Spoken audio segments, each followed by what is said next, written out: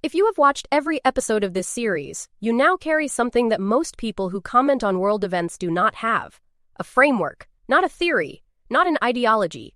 A framework, a way of seeing the hidden architecture beneath the headlines. The 1953 CIA coup in Iran, the 1973 oil embargo, the Iraq War, the de-dollarization movement, the Chinese mineral strategy. These are not separate stories. They are the same story, told in different decades and different materials. The story is this: whoever controls the energy that powers civilization controls the leverage that shapes civilization. That single sentence explains more of the last century than any other single sentence I know. In June 2025, Israel and Iran exchanged direct airstrikes in the most serious military escalation between the two countries in their history. It was framed in Western media primarily as a nuclear proliferation story and a regional security story. Both framings are accurate, neither is complete. The Strait of Hormuz, through which 20% of the world's oil passes, runs directly between Iran's coast and the conflict zone. Every military planner involved in that escalation was thinking about the strait. The oil price responded within hours. Brent crude moved from $64 to $85 in 2 trading sessions. The connection between the military confrontation and the commodity price was immediate, automatic, and barely commented upon. It has been immediate and automatic since 1973. Nothing in 50 years has changed that. In the South China Sea, the confrontation between American and Chinese naval forces near the Spratly and Paracel Islands has intensified through 2025. The island chains are contested for multiple reasons: territorial, strategic, symbolic. But the specific reason that makes them geopolitically irreplaceable is what lies beneath them.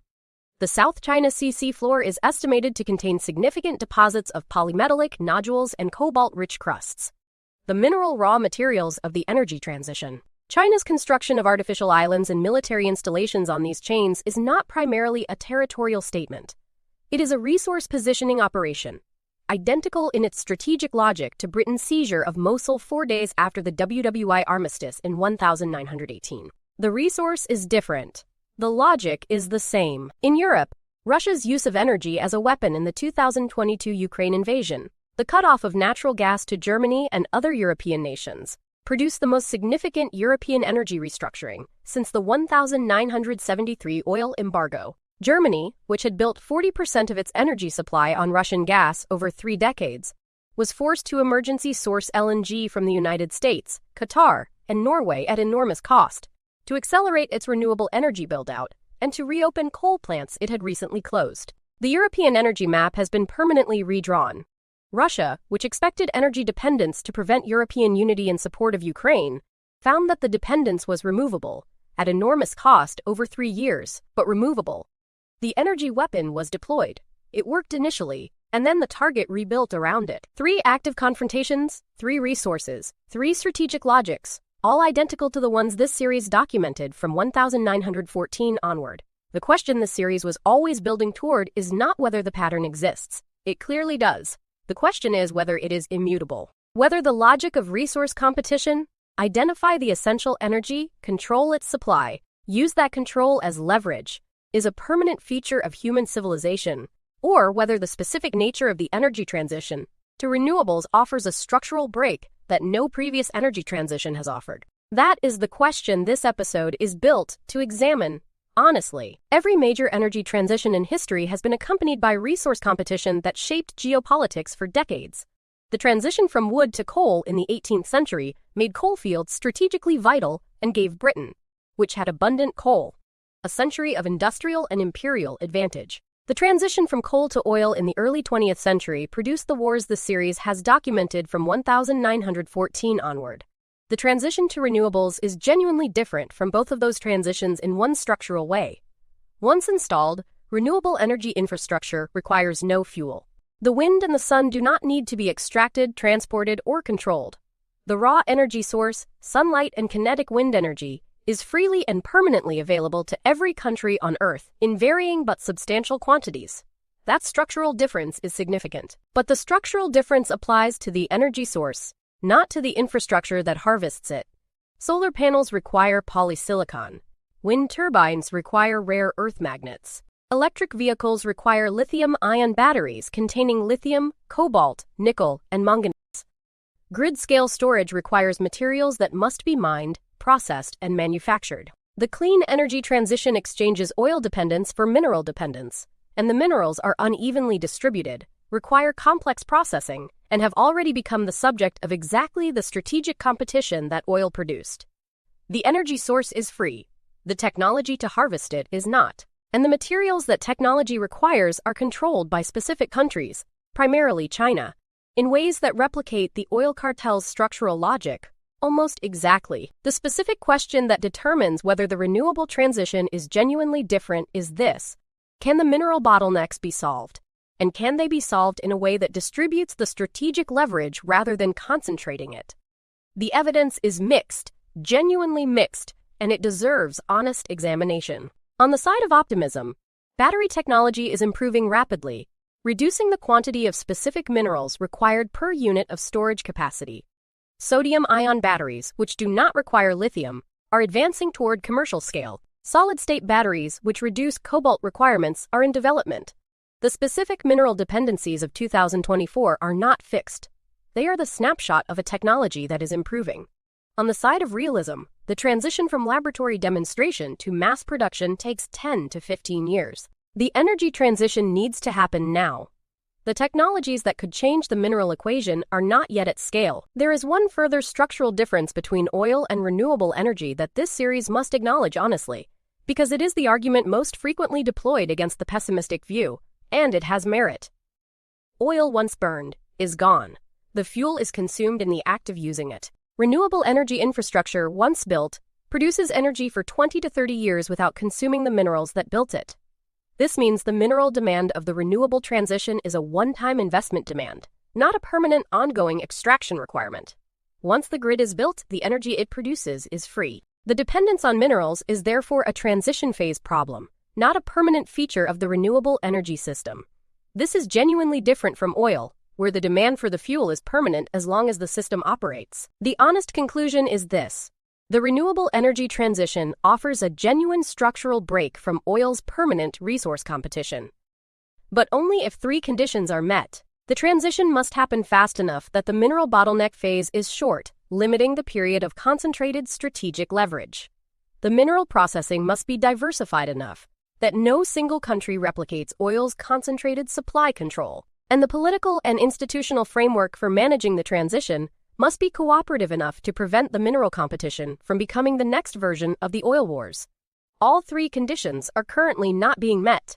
None of them are impossible to meet. The Israel-Iran confrontation of 2025, examined through the framework this series has built, is not primarily a nuclear proliferation story, though it is that. It is the downstream consequence of the 1953 CIA coup that removed Mossadegh, the Shah's US-backed rule, the 1979 revolution that created the Islamic Republic, the Iran-Iraq war in which the US backed Saddam, and 46 years of sanctions that confirmed to Iranian leadership that American hostility is structural and permanent.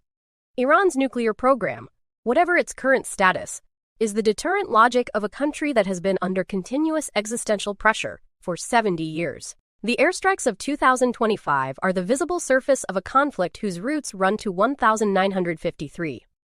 Understanding the depth does not resolve the conflict, but it is the only basis on which resolution is possible. The US-China confrontation in the South China Sea, examined through this series framework, is a mineral competition wearing the clothes of territorial dispute. The artificial islands China has constructed sit above seafloor deposits of polymetallic nodules and cobalt-rich crusts. The strategic logic is identical to Britain's occupation of the Mesopotamian oil fields in 1918, Saudi Arabia's relationship to the petrodollar in 1974, or America's decision to maintain Gulf military presence after the shale revolution made that presence strategically optional. Whoever controls the seafloor resource controls leverage in the energy transition. China understood this before any other major power. Its artificial island construction is the physical expression of that understanding. The Russia-Europe energy war, examined through this series framework, is the clearest demonstration in modern history that energy dependence can be weaponized, and that, given sufficient pain and sufficient time, dependence can be rebuilt. Europe's 3-year restructuring of its energy supply away from Russian gas is the most significant energy transition any developed economy has undergone in the modern era, imposed not by climate policy, but by war. Its consequences are profound. Germany's energy-intensive industrial sector, which had been globally competitive partly on the basis of cheap Russian gas, has permanently lost that advantage. European energy prices have restructured upward. The energy transition has been accelerated, not because it was chosen, but because the alternative was worse. War as energy policy has produced an energy transition faster than environmental policy, achieved in 3 decades. The 3 active confrontations of 2025 share a structural feature that this series has documented across every major crisis since 1914. They are being managed without an adequate international institutional framework. The League of Nations failed to manage the oil competition of the 1920s and 1930s. The United Nations framework that replaced it was built for the Cold War's bipolar logic, not for multipolarity. The WTO, the IMF, the IAA, all were designed for an American-led order that is being challenged from multiple directions simultaneously. The specific institutional gap, the absence of a multilateral framework for managing resource competition in the energy transition, is the most dangerous structural feature of the present moment. It is where the pattern of the last century is most likely to replicate itself in the next. None of this means the present confrontations will produce a catastrophe. The world has navigated resource competitions before without a global war. The Cold War's energy competition, for all its proxy conflicts, ended without direct superpower confrontation. The specific combination of nuclear deterrence, economic interdependence, and the shared interest in the climate transition creates a set of incentives for restraint that did not exist in 1914 or 1939. The danger is real. The catastrophe is not inevitable. What determines the outcome is not the pattern. The pattern is structural. What determines the outcome is the specific choices made by specific leaders in specific moments. History is not fate. It is the accumulated consequence of decisions. If the renewable energy transition is going to produce a different geopolitical outcome than the oil era, if the pattern of resource competition documented in this series is going to be broken, rather than replicated, 3 specific things need to happen that are not currently happening at sufficient scale or speed. The first is the geographic diversification of critical mineral processing. 87% of rare earth processing in one country is a structural dependence that will produce the same crisis dynamics as 60% of oil supply in one region. The solution is not American rare earth processing.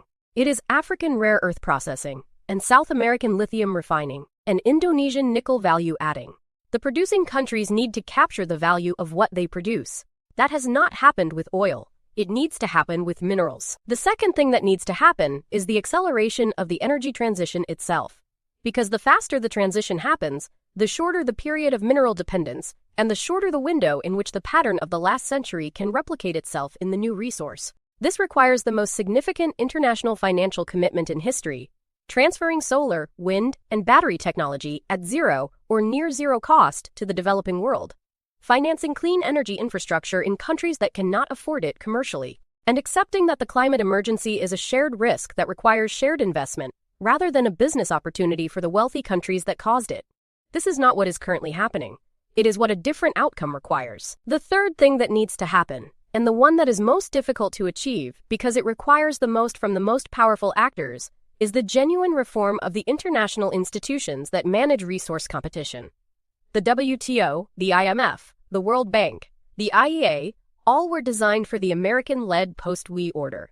Their governance structures, their voting weights, their procedural rules, all reflect the power distribution of 1944 and 1945. China, India, and the Global South are underrepresented relative to their current economic weight. The institutions that were supposed to prevent resource competition from becoming resource war cannot do their job when the major actors in that competition don't trust the institution's fairness. Institutional reform is not a technical problem. It is a political one, and it requires the most powerful countries to accept less than they currently have. None of the 3 conditions is easy. None is impossible.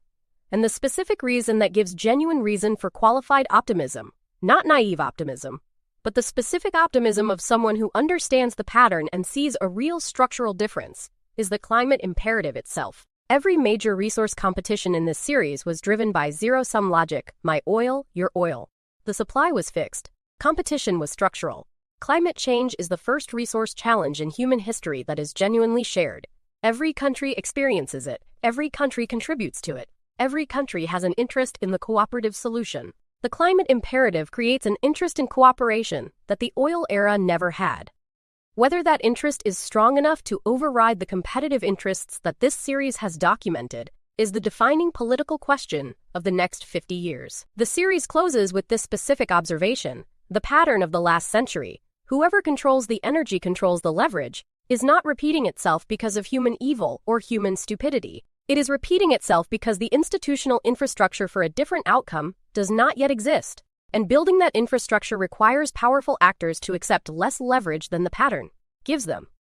That is difficult for nation-states operating in a competitive international environment. It is not impossible for human beings who understand what is at stake. The difference between the two is the difference between states and people. States follow incentives, people make choices, and every episode of this series has been about the choices that specific people made in specific moments and the consequences of those choices for everyone else. Let me be direct with you about what this series has argued and what it has not argued. It has argued that oil and energy have been the primary drivers of the most consequential geopolitical decisions of the last century. It has not argued that other factors, ideology, nationalism, religion, leadership psychology, were irrelevant. They were not. They shaped the form that resource competition took, the justifications that were given for it, and often the specific decisions that were made. What the series has argued is that those factors operated within a structural framework set by energy: who had it, who needed it, who controlled the supply chain. The ideology changed. The nationalism changed. The religion changed. The structural logic did not. The series has also argued something that is contested and deserves explicit acknowledgement: that American foreign policy in the Middle East has been primarily driven by energy interests rather than the stated justifications of democracy promotion, terrorism prevention, or humanitarian intervention. This argument is supported by the documented record: the 1953 coup, the 1973 DEFCON alert, the 1991 Gulf War's explicit oil rationale, the 2003 Iraq War's oil field maps, in the January 2001 NSC meeting. It does not mean that democracy, terrorism, and humanitarianism were absent from American decision-making. They were present. It means they were not primary. That distinction matters for how the United States understands its own history and for how it designs policy for the next century. The series has been explicitly balanced about Iran, presenting the Iranian perspective in a dedicated special episode and tracing the documented history of American and British decisions that produced the current confrontation. It has been explicit about the human cost of the oil wars, the Arlington cemetery graves, the Iranian family in front of a Savak detention facility, the Congolese worker in a Chinese-managed cobalt mine. Resource competition is not an abstraction. It is a force that operates through specific human lives. The soldiers who fought for oil strategic objectives, the civilians who lived under governments sustained by oil revenue, the populations whose democratic movements were removed because they threatened access to resources. The series has tried to keep those human lives visible throughout. What does the audience that has watched all 10 episodes now possess? Not certainty. The future is not determined by the past, and anyone who tells you they know how the next 50 years will unfold is not being honest. What you possess is a framework for watching the future unfold with comprehension rather than confusion. When the next Middle East crisis appears on your newsfeed, you will know which thread it is part of. When the next commodity price spike happens, you will understand its structural cause. When the next sanctions debate occurs, you will know what the sanctions are protecting. When the next climate negotiation breaks down, you will understand which interests are in conflict. The framework doesn't give you the answers. It gives you the right questions, and asking the right questions is the beginning of every solution that has ever been found. The story this series has told is not a story about inevitable doom. It is a story about structural logic, the way that resource dependency shapes the choices of powerful actors. Structural logic is not fate. It is the default path when no one chooses differently. The British Empire chose to convert its navy to oil, and then chose to secure oil at any cost, including empire. The United States chose to build the petrodollar, and chose to maintain it through coups and wars. China chose to secure the minerals of the energy transition 20 years before anyone else took the competition seriously. These were choices. The next choices are being made right now. And the people who understand the structural logic, who can see the pattern before it has fully played out, are the people most capable of choosing differently. 10 episodes, 112 years. The thread we have traced runs from Churchill's declaration in Parliament in 19,913, "We must become the controllers of oil," to the Chinese strategic planners of the early 2000s who looked at the minerals of the energy transition and made the same calculation Churchill made: whoever controls the source controls the outcome. The specific material changed from coal to oil to lithium and rare earth elements. The actors changed from the British Empire to American hegemony to Chinese strategic positioning.